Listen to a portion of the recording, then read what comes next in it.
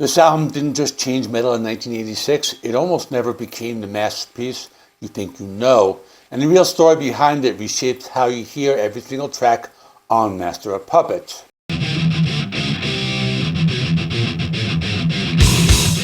By the time Metallica entered the studio to record their third record, they weren't just a hungry thrash band anymore.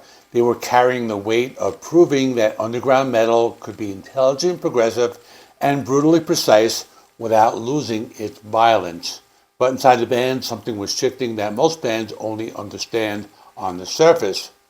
We all know the headlines: recorded in Copenhagen, produced by Flemming Rasmussen, released in March 1986.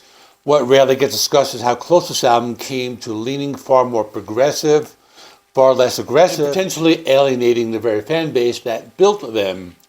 The writing sessions exposed a creative tension between refinement and raw speed. After Ride the Lightning, expectations exploded.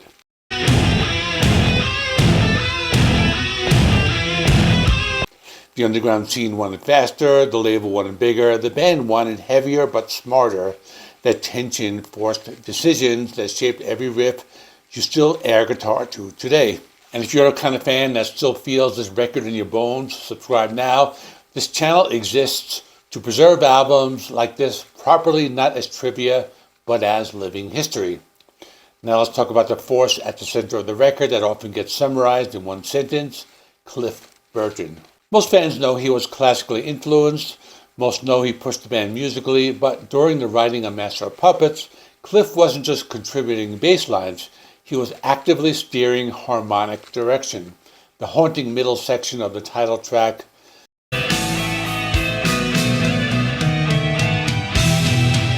the layered arrangements of Orion,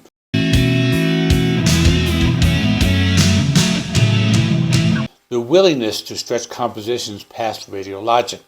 Those fingerprints are everywhere. What's rarely acknowledged is that some of the more progressive arrangements initially worried parts of the camp. 7 and 8 minute thrash songs were not commercial bets in 1986. Yet the band doubled down. Instead of simplifying, they sharpened. Instead of cutting complexity, they weaponized it. That decision is why the album feels heavier today than much of modern metal. Not because it's faster, but because it breathes, it shifts, it pulls you into a dynamic contrast before slamming you right back into precision riffing. But creative risk wasn't the only pressure. Elektra Records saw momentum building. The American underground was exploding. The Big Four era was forming, whether anyone had named it yet or not. Expectations create invisible constraints, and constraints either break bands or refine them. In Copenhagen, the band isolated themselves, long studio hours, obsessive takes. Rasmussen has spoken about the meticulous layering, guitars tracked with surgical tightness, vocals pushed to exhaustion. This wasn't chaos, it was controlled aggression. And then there's a track that almost didn't survive. Disposable Heroes ran long.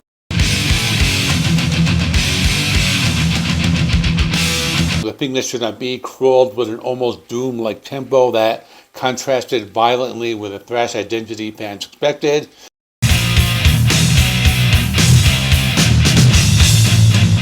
There were moments where sequencing debates became serious.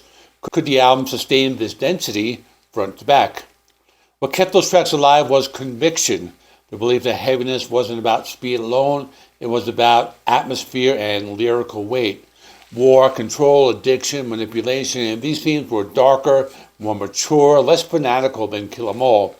That maturity is why the album aged instead of fossilized. And then we have Orion, an instrumental in the middle of a rising commercial trajectory.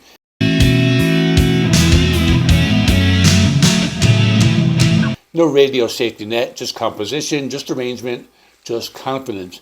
Cliff's layered bass harmonies in the second half are not background texture, they are structural pillars.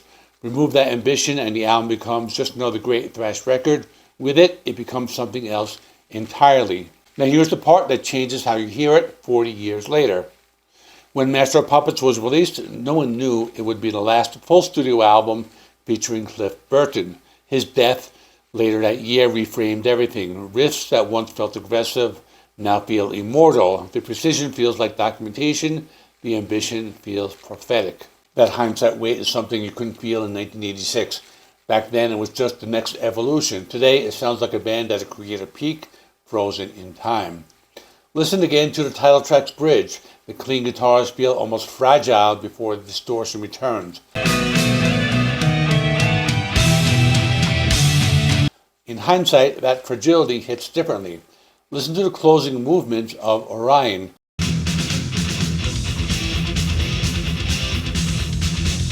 They feel less like indulgence, more like legacy. This is why reducing the album to sales numbers or chart positions misses the point. Yes, it went gold. Yes, it broke thrash into the mainstream, but culturally, it proved extreme metal could carry sophistication without compromise. And maybe that's what you felt the first time you dropped the needle. Not just speed, not just anger, but scale. 40 years later, Master of Puppets still sounds dangerous because it was built on risk. Risk of alienating fans, risk of overreaching musically, risk of refusing to simplify. That's the part of the story that rarely gets told in full. You didn't just grow up with this album, you witnessed the band refusing to shrink at the exact moment shrinking would have been safer.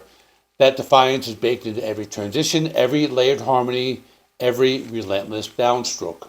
So when you go back and press play again, you don't just hear the riffs, hear the tension between underground credibility and global ambition.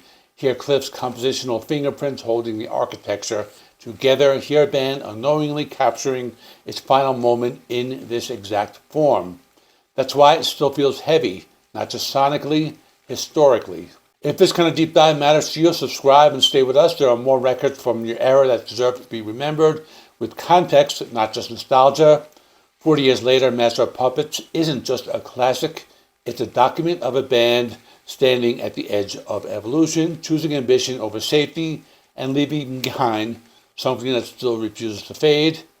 Check out this video I did on Master of Puppets compared with Ride the Lightning. It's one of those versus videos I did a few years ago that should be appearing on your screen right now.